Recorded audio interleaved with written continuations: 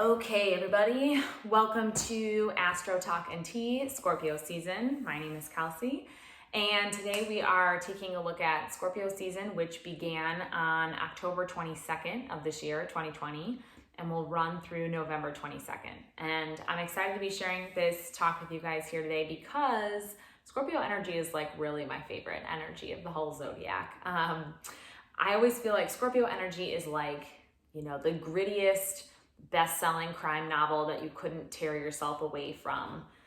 This energy is like a really captivating unsolved mysteries show, like anything that's kind of like dark and mysterious and doesn't take things at face value. All of that is definitely in line with the Scorpionic energy. So when we think about, characteristics of people we might know who perhaps have strong Scorpio energy in their charts, one of the first words that always comes to mind for me is powerful. Like when these people are in alignment with themselves, there is no stopping them. They have strong energy, they have strong wills, they're determined, oftentimes they're unapologetic, and they can be like unyielding at times as well. Scorpio is a fixed sign, so they can be really stubborn. Additionally though, like Scorpio people, I always find like them to be so alluring. They're very like sultry and sexy. This Scorpio energy is very sexual. But Scorpio energy is also, it's very penetrating. It's very deep. Scorpios tend to be incredibly intuitive. They have a lot of knowing that just kind of comes from their gut feelings.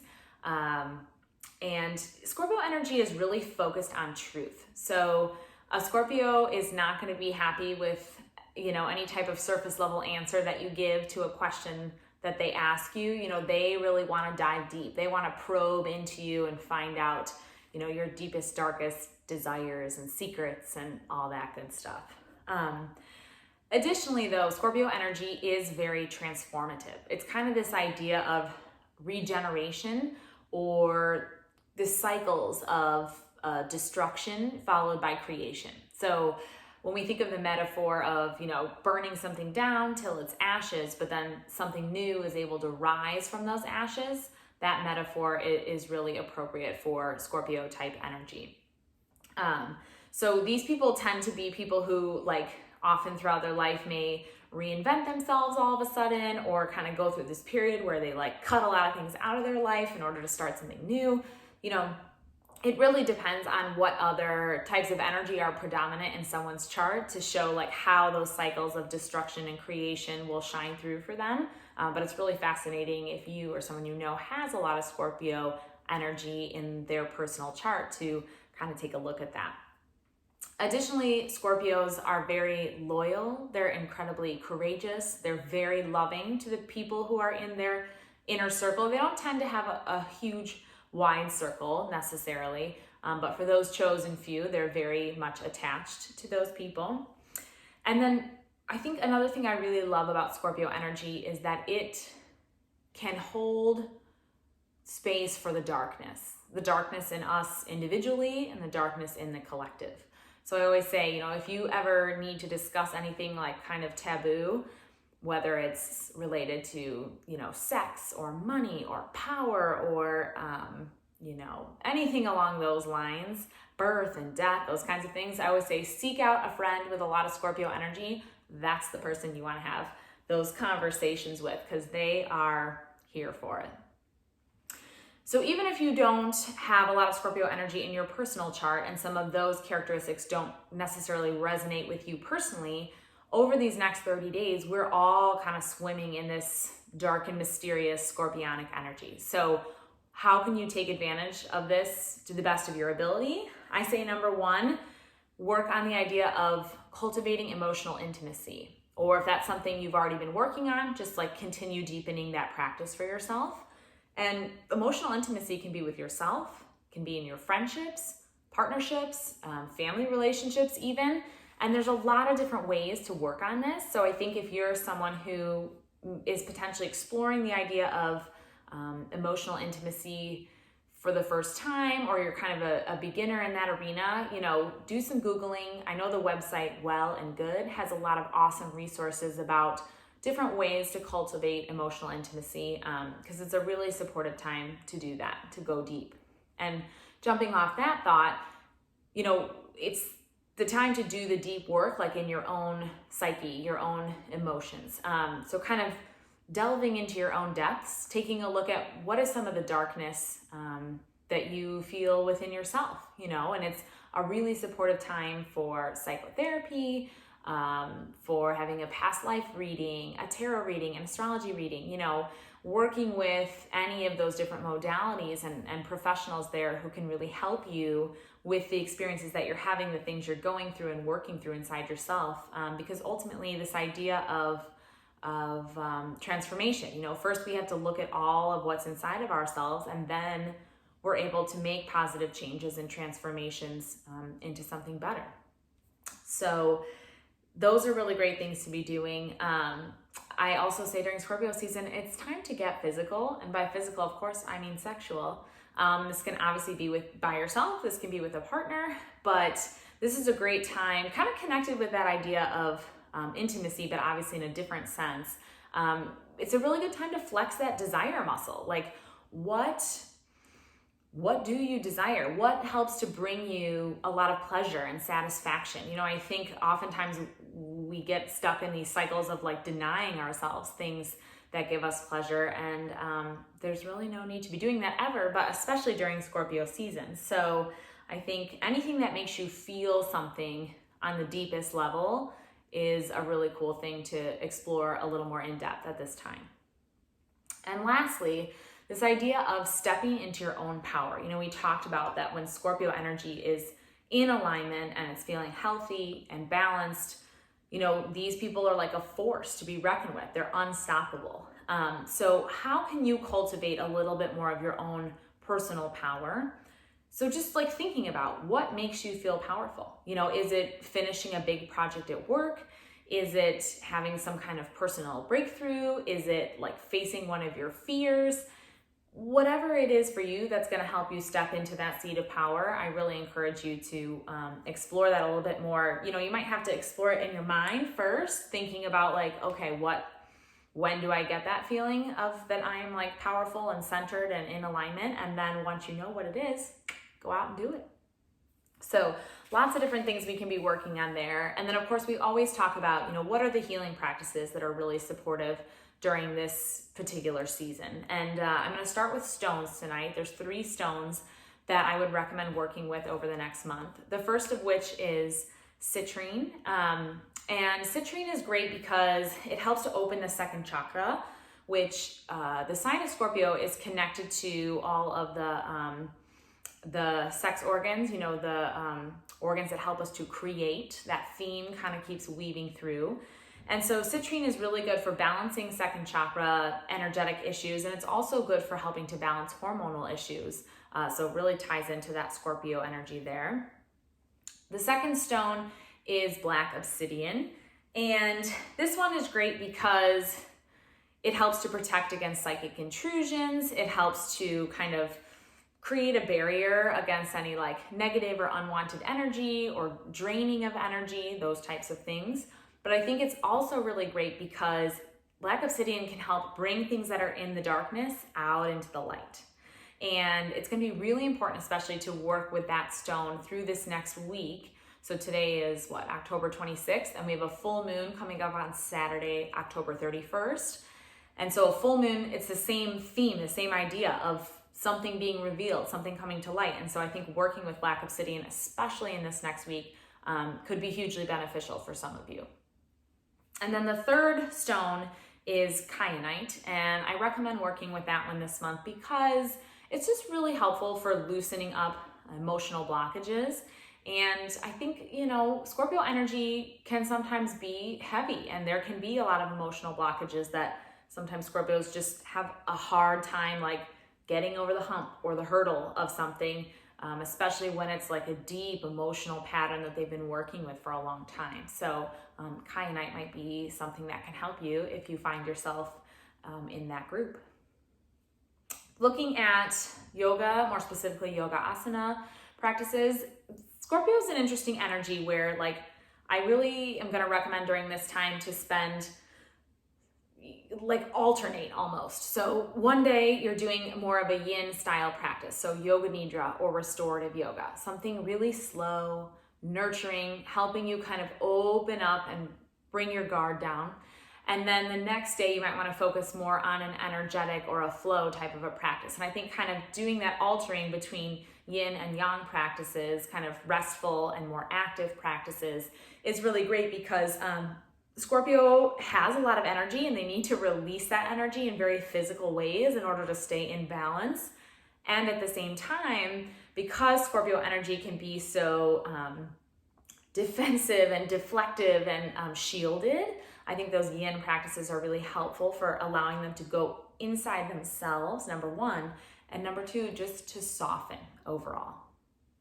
Lastly, if you are going to be working with different meditations during the next month, I would recommend finding, whether it's your own meditation or you're going to look for some guided meditations, look for something that deals with the theme of emotional blockages and moving through those and helping to break emotional patterns. I think all of that could be really great at this time. So now that we've looked at kind of the general characteristics and things we could do, I want to dive a little bit into the astrology over the next month. So you heard me mention a couple minutes ago that we have a full moon this Saturday, October 31st. The full moon is in the sign of Taurus. So the sun is over here in Scorpio, and the full moon is going to be directly opposite that at 8 degrees of Taurus. So if you know where that falls in your personal chart, check out which house that's in, and that'll give you a little bit more insight into what themes you might be working with at the full moon. But collectively, you know, they're calling this moon the blue moon, and the reason being, if you've ever heard that phrase, like something happens once in a blue moon, that's what this is referring to, because this is actually the second full moon that we've had in the month of October. We had one way at the beginning of October in the sign of Aries, and now we're having this full moon at the very end in the sign of Taurus. So I think this full moon is going to be real interesting, because not only are we in a really energetically heightened time just in general in the world with all the other astrology that's happening at this moment, but you know, full moons can be very like excitable and crazy, and secrets being revealed and information coming to light, and you know, that's just going to be compounded by the fact that the full moon is right next to the planet Uranus. So like if we were to look up in the sky at the full moon on Saturday, you know, Friday night or Saturday night, Uranus is going to be also right there in the sky. And Uranus's energy is just like erratic and wild, and it wants to be free. And Uranus can be like these flashes of insight, but Uranus can also be like this really, these very like unsettling outbursts. You know, it's two sides to the same coin, but I think because it's gonna conjunct so tightly with this full moon that we might be feeling a little crazy ourselves Friday, Saturday, and or we might, the people around us might definitely be acting like a little cuckoo. So just being aware of that. I think the full moon's also a really good time to reflect on like where we feel that our personal expression is being curtailed.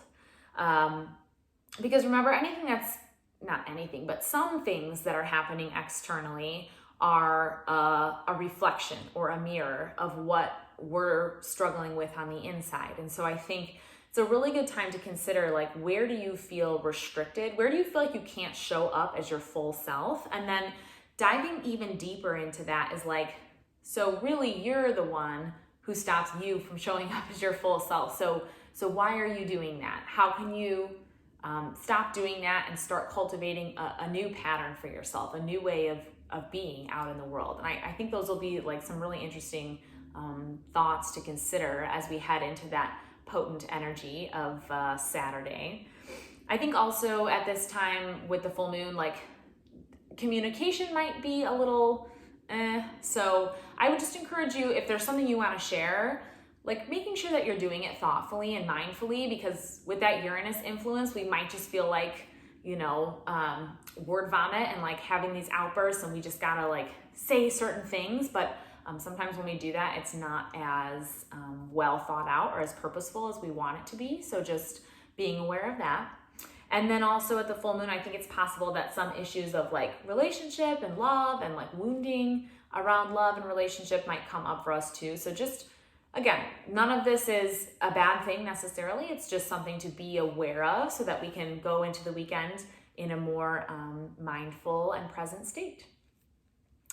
After this weekend's full moon, the next big astrological thing that I want to point out will happen the weekend of November 13th, 14th. And that is Mars, which has been moving retrograde backwards for the last couple months since September 9th, is going to stop and then resume forward motion back through the sign of Aries, moving forward again. And the reason I call this out is because whenever a planet stations or stops its movement, either to go backwards, retrograde, or to move forwards again, that stopping point, that station point, the energy or the symbolism of that planet is heightened. And Mars is all about, being the warrior, fighting for what we believe in, giving our all to the causes that matter to us, that stir our hearts, those types of things. So I think all those days surrounding like November 10th, probably through November 16th, we might feel that Mars energy really strongly. And so it's good to get moving, physically, use the energy in that way. It's a really good time to double down on projects that we've been working on. Anything that takes like extra physical vigor or strength or energy could be a really great way to use that Mars station energy to its fullest. And then lastly, towards the middle of November, November 15th to be exact, we will have a new moon in the sign of Scorpio. And that new moon will occur at 23 degrees of Scorpio. So once again, kind of take a peek into your own personal chart and see what house of your chart that falls in. But I think this new moon in Scorpio is going to be a little bit dreamy. It has a loose trine to Neptune. It has a sextile to Jupiter, like some really nice things after a string of just really intense new and full moons really for the last several months. So I think for the new moon on November 15th, I want you to focus on like, what intentions can you pull from your dreams? You might not be someone who dreams very vividly, but just try to be more cognizant of your dreams leading up to November 15th and try to notice like, what are the recurring themes that are coming up for you? You can write your dreams down. You can record them on your phone in the middle of the night. That's what I do sometimes. And they sound a little crazy when I listen to them the next day, but I always get a little bit of insight, so it's a cool thing to do. But yeah, like as you're setting those new moon intentions, think about what themes have been coming up for you, especially potentially in your dreams. And excuse me, I think it's a really good time too to like focus on nurturing your connection to source, whatever source is for you, God, universe, collective consciousness, anything else. Really focusing on strengthening that connection and setting intentions around, expanding your own viewpoints, your own philosophies, and looking at your beliefs, like on a spiritual level, what is it that you believe or have faith in or feel optimistic about? All those things will be good to think about with that new moon energy. And, I just think the new moon will be a really great time for making wishes. So whatever it is that your heart truly desires, the Scorpio new moon aspect means that, we won't be wishing for superficial things. We'll really be looking at like the deep, raw, most personal, real things for each of ourselves. And I think setting intentions and making wishes from that place really is awesome because it's going to help ensure that the seeds that we choose to plant are ones that really will bring us fulfillment and satisfaction when they come to fruition. So that is the gist of Scorpio season. And again, highlights. Scorpio season this year is from October 22nd to November 22nd. We have the full moon in Taurus on Halloween. Mars will station and start moving forward again around the 14th of the month of November. And then right after that, on November 15th, we have the new moon in the sign of Scorpio. So some big dates for you to circle on the calendar and just notice what comes up, what happens for you around that time. So thank you guys so much for being here with me. If you have any questions, you can always reach out to me via email or visit my website, www.theastroyogi.com, and reach out to me through there. So I hope you guys have a wonderful Scorpio season, and we'll see you in a month.